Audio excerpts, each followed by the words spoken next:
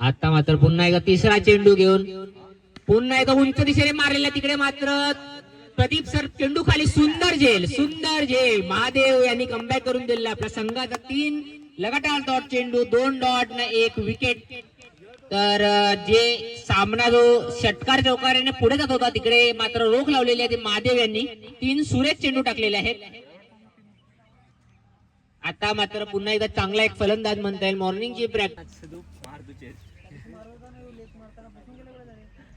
तर सुंदर गोलंदाजी, 3 लगातार डॉट चेंडू आले, एकही धाव आले नाही या षटकामध्ये. 3 चेंडू 1 विकेट.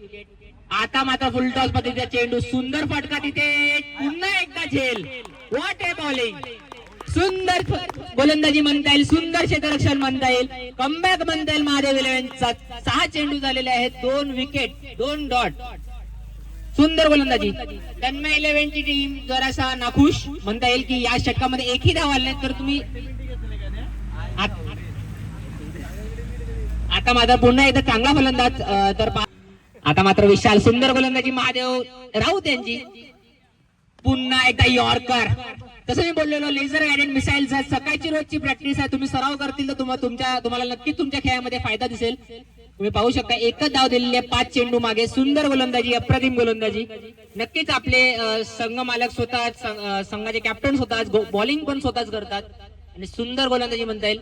आता मात्र बंटी पुन्हा एकदा पुढचा चेंडू, शॉर्ट मध्ये चेंडू तिकडे उंच जातोय, पाहूयात अजून एक विकेट भेटतोय की नाही. अजून एक wicket. What A bowling man, 3 wicket, 1 धाव देऊन नक्कीच सुंदर गोलंदाजी पाहायला भेटेल आपल्याला महादेव राऊत यांच्याकडून. फक्त 1 धाव दिलेली आहे आणि जे धावसंख्येची जात होती पुढे पुढे